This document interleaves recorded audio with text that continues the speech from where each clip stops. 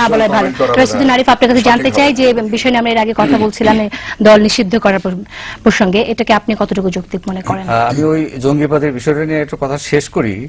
যেমন আজকে এখানে যে দল নিষিদ্ধ হচ্ছে বা হয়তোবা আরো দল নিষিদ্ধ হতে পারে, এরকম আশঙ্কা করার মতো যথেষ্ট কারণ রয়েছে আর কি। তো এই সবই কিন্তু বলা হয়েছে, এই সবই কিন্তু ওই যে $46 লক্ষ সন্ত্রাসবাদ বা জঙ্গিবাদ দমনের জন্য যে বরাদ্দ, এবং সেটা হচ্ছে মার্কিন সাম্রাজ্যবাদের সেই প্রজেক্টের আওতাধীন এটা। এবং এদিকে কিন্তু প্রমাণ হচ্ছে যে এখানে একটা জঙ্গিবাদ অথবা সন্ত্রাসবাদকে বড় করে দেখাতে হবে এবং সেটাকে দমন করার জন্য লক্ষ লক্ষ ডলার এখানে আপনার বরাদ্দ করতে হবে। এই দুইটার সঙ্গে কিন্তু লিঙ্ক আছে। তো আমার মনে হয় যে বাংলাদেশ কিন্তু এটা আফগানিস্তানও না, পাকিস্তানও না, এটা একবারই ভিন্ন ব্যাপার। এখানে জঙ্গিবাদকে যেভাবে আমাদেরকে বোঝানো হচ্ছে বা জনগণকে, এখানে এই জঙ্গিবাদ বা সন্ত্রাসবাদ ওইভাবে এখানে বিকাশ হওয়ার সম্ভাবনা আদৌ নাই, আমার যতটুকু বিশ্বাস আর কি।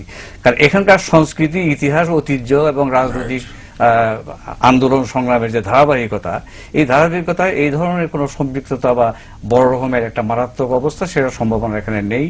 এবং এটাও একটা কারণ যে এই অবস্থার মধ্যেও এখানে জঙ্গিবাদ এবং সন্ত্রাসবাদকে বড় করে তোলা এবং তাকে দমন করার জন্য লক্ষ লক্ষ ডলার এখানে মার্কিনীদের বরাদ্দ, আমার মনে হয় দেশবাসী, সচেতন দেশবাসী এই বিষয়টা অত্যন্ত গুরুত্ব সহকারে ভাববেন এবং তাদের বোঝার মতো বুদ্ধি আছে বলে আমার। ইউসুফ হোসেন হুমায়ুন, আপনি ওনার সাথে একমত? আমি এখানে ওইভাবে বলবো না, জিনিসটা এইভাবে বলতে চাচ্ছি যে উনি যেটা মার্কিন যুক্তরাষ্ট্রে যেভাবে অর্থ অনুদান দিচ্ছেন বিভিন্ন দেশে, will not play that card like Pakistan ও Iraq, I am sure, I can assure him. আমরা তাহলে আপনি কি মনে করেন যে আমাদের এখানে জঙ্গিবাদের বিস্তার বা আধিপত্য চলছে? বিস্তার বাধাগ্রস্তের জন্য আমার এখানে সরকার এবং জনগণই যথেষ্ট। তাদের শক্তি দিয়ে এটা জঙ্গিবাদ যদি আমরা দেখি, সেটা সেই মতবাদ বা জঙ্গিবাদ থেকে থাকে, সেটাকে প্রতিহত করার মতো জনগণ নিয়ে আমরা সরকার দিয়ে সে প্রতিহত করার ক্ষমতা রাখি ইনশাল্লাহ।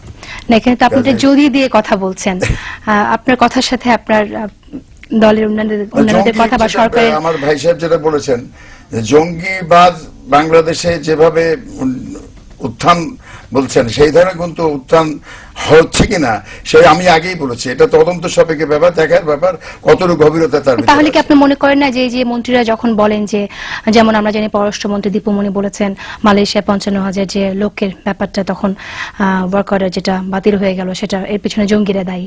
আমরা শুনলাম বাণিজ্য মন্ত্রী কর্নেল ফারুকের কথা একটু আগে শুনলাম, আমরা স্বরাষ্ট্রমন্ত্রী সাহারা খাতুনের কথা শুনেছি যে জঙ্গি সংগঠন মাটির নিচে থাকলেও তাদেরকে তুলে আনা হবে, 12টা সংগঠন বন্ধ করা হবে, শুনেছি। আইনমন্ত্রী বলেছেন যে প্রজনন ক্ষেত্র, এনজিও গুলোর অর্থ সব এনজিও গুলো জঙ্গিদের অর্থে চলছে।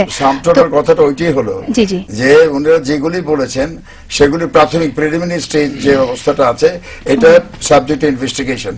আমার বিশ্বাস তাহলে কি আপনার মনে হয় না যে যদি এটা সাবজেক্ট ইনভেস্টিগেশনই হয়, তাহলে ইনভেস্টিগেশনের আগে যখন মন্ত্রীরা বলেন তখন তো বিষয়টা অনেক বড় ব্যাপার হয়ে দাঁড়ায় সাধারণ মানুষের জন্য, তারা তো আতঙ্কিত হয়ে পড়ে। জঙ্গিবাজ আমি দেখেছি, জঙ্গিবাজ ওই ক্যাস্টে জঙ্গিবাজ করেছে, এটা অনুমান ভিত্তিক যে জঙ্গিবাজ থাকতে পারে, এটা হলো কি হাইপোথেটিক্যাল হতে পারে। বাস্তবতাটা সেটা হলো পরবর্তীকালে তারা অনুধাবন করে বলেছেন যে মাই ব্রাদার সেড, যে ফারুক খান সাহেব বলেছেন যে এটা একটা ক্ষেত্রে উনি নিজেকে কারেক্ট করে নিয়েছেন আর কি, কিন্তু অন্যান্য ক্ষেত্রে তা না। জি মাহমুদুর রহমান ভাইকে বলি যে এটা একটা ভয়ঙ্কর খেলা খেলছেন মন্ত্রীরা, যারাই খেলছেন। না বুঝে যদি করে থাকেন তাহলে বলতে হবে যে ওনারা বুঝছেন না ব্যাপারটার সিরিয়াসনেস। কারণ হচ্ছে যে ওনারা যে কথাগুলো বলেছেন, প্রায় 5-6 জন মন্ত্রী এবং অত্যন্ত সিনিয়র মন্ত্রীরা এই ধরনের কথা বলেছেন। প্রথম কথা হচ্ছে যে মন্ত্রীর চেয়ারে বসে আপনি ধারণা ভিত্তিক কোনো কথা বলার সুযোগ নেই, এটা আমাদের আগে ধরে নিতে হবে। ধারণা ভিত্তিক কথা, অনুমান ভিত্তিক কথা মন্ত্রীর বলার কোনো সুযোগ নেই। সেটা ড্রয়িং রুমে উনি গল্প টল্পের মধ্যে বলতে পারেন, মিডিয়াকে বলার কোনো সুযোগ নেই, এক।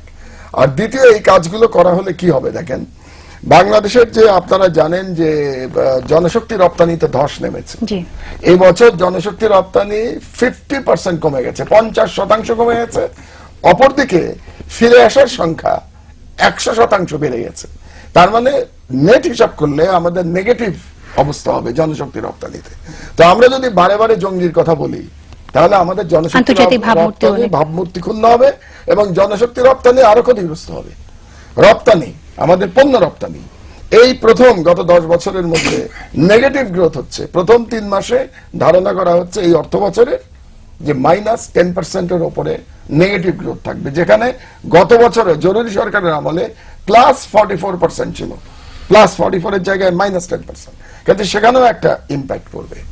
আর সবথেকে দুর্ভাগ্যজনক হবে এই $46 লক্ষ লোভে আমরা যদি মার্কিনী ফাঁদে পাড়া দেই, তাহলে বাংলাদেশের স্বাধীনতা সার্বভৌমত্ব বজায় থাকবে না। আজকে মার্কিন পাকিস্তানে বিলিয়ন বিলিয়ন ডলার দিচ্ছে, কিন্তু বিলিয়ন বিলিয়ন ডলার দেওয়ার ফলে পাকিস্তানের আজকে কি অবস্থা হয়েছে, যে রাষ্ট্রটি টিকবে কিনা সেটা নিয়ে তো আজকে প্রশ্ন উত্থাপিত হচ্ছে। তো আজকে আমার কাছে যেটা খুব দুর্ভাগ্যজনক মনে হচ্ছে যে বর্তমান সরকার মাত্রাতিরিক্ত ভাবে মার্কিন প্রেমী হয়ে উঠছেন, এবং এই যে মার্কিন প্রেমী হচ্ছেন এটা আমার কাছে আরো অবাক লাগে। কারণ আমাদের স্মরণে থাকার কথা, হুমায়ুন ভাইও নিশ্চয়ই জানবেন যে ওনারই রাজনৈতিক সহকর্মী আবু সাইদ সাহেব বই লিখেছিলেন মরহুম শেখ মুজিবুর রহমানের হত্যাকাণ্ডের উপরে।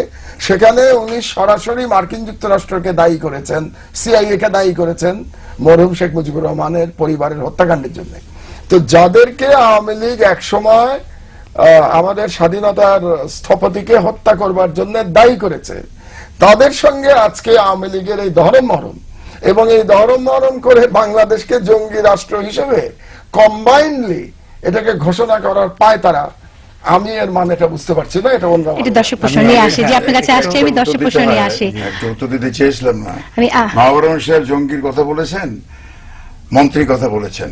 আমার এখনো মনে আছে একটা ছোট্ট উদাহরণ দেয়, লুৎফর রহমান বাবর, উনি বলেছিলেন বাংলা ভাই মিডিয়ার সৃষ্টি, শায়েক রহমানের সৃষ্টি, কিন্তু তাই জঙ্গিবাদের প্যাট্রোনাইজ তারাই করেছেন না, এবং কিন্তু অন্যায় পরবর্তীকালে করলেই তাদের আপনারা বিচার করবেন কেন? হয়েছে। উনি তো অন্যায় কাজ করেছেন, আপনারা করবেন কেন? বাবর করলেই কি এটা যায় যায়? সেই প্রসঙ্গে- সেই প্রসঙ্গে আমরা জঙ্গিবাদ যে মিডিয়ার সৃষ্টি করেছেন, কিন্তু বাংলা ভাই সম্বন্ধে পরবর্তীতে প্রমাণ হয়েছে যে জঙ্গিবাদ বাংলা ভাই একটি জঙ্গি সংগঠন করছে, আছে। মানুষ মারছে ইত্যাদি, কিন্তু তখন তৎকালীন স্বরাষ্ট্রমন্ত্রী বলেছিলেন এটা মিডিয়ার সৃষ্টি। তো আজকে প্যাট্রোনাইজ না, আজকে মন্ত্রীরা আবার বলছেন যে জঙ্গিতে বাংলাদেশ ভরে গেছে।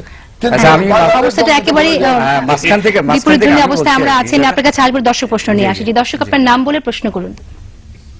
আসসালামু আলাইকুম। ওয়ালাইকুম আসসালাম ভাই, বলুন। আমি সৌদি থেকে নুর ইসলাম বলছি। জি, শুনতে পাচ্ছি আমরা। জি, দুটা প্রশ্ন। প্রথম প্রশ্ন হলো জনাব ইউসুফের কাছে। ফজলুল তাপসের ঘটনায় আমরা পরের দিন দেখলাম টিভি স্ক্রলে 13 জনকে অজ্ঞাতনামা আসামি করা হলো। পরের দিন দেখলাম ডালিমের ভাই প্লাস গতকাল যাকে গ্রেপ্তার করা হলো, এবং পুলিশ একটা ভাষ্য দিল যে এটা সন্দেহজনক তদন্তের জন্য করা হচ্ছে, গ্রেপ্তার করা হচ্ছে। কিন্তু গত কয়েকদিনে মন্ত্রীরা, বিশেষ করে মতিয়া চৌধুরী, সাজেদা চৌধুরী, এবং কি স্বরাষ্ট্রমন্ত্রী টুকু, উনারা এমন ভাবে বক্তব্য দিতেছেন যেন উনারা সবকিছু জানেন। এটা যদি উনারাই সবকিছু জানেন, এবং যদি আমরা জনাব টুকুর কথায় তাই ধরে নিলাম উনি বললেন যে গোয়েন্দা রিপোর্ট ছিল, তাহলে কি উনার ব্যর্থতা না সেটা? উনি সেটা আগে ট্যাকল দিতে পারেন নাই, প্লাস যাদেরকে সন্দেহ ছিল তাদেরকে আগে কেন গ্রেপ্তার করা হলো না? জি, প্রশ্নটা ধন্যবাদ আপনাকে। জি, দর্শক প্রশ্ন উত্তর দিয়ে আসছি আমি। বলুন কি প্রশ্ন? প্রশ্নটা হচ্ছে যে সাংসদ ফজলুল তাপসের অফিসে বোমা হামলা নিয়ে এখন যেভাবে মন্ত্রীরা বলছেন যে কারা করেছেন ওরা জানেন, দর্শক জানতে চেয়েছে ওনারা যদি সব জানে তাহলে কি গোয়েন্দা রিপোর্টও ছিল, এবং তাহলে গোয়েন্দাদের ব্যর্থতা কিনা? তদন্ত চলছে, কিছু কিছু আসামি বলবো না, কিছু কিছু লোককে সন্দেহজনক ধরা, কেন এফআইআর এজাহারে কোনো নাম নাই, সন্দেহ করা হয়নি কাউকে। এখন বিভিন্ন তথ্যের ভিত্তিতে কিছু কিছু লোককে ধরা হয়েছে, তাদের জিজ্ঞাসাবাদ রিমান্ডে নেওয়া হচ্ছে। জিজ্ঞাসাবাদের পরে যদি কিছু না পাওয়া যায় তাহলে ধরে নিতে হবে কিছু নাই, যদি পাওয়া যায় তখন দেখাতে হবে। এটা কিন্তু প্রাথমিক তদন্তের আমাদের দেশের জিজ্ঞাসাবাদ সম্পর্কে তো আমাদের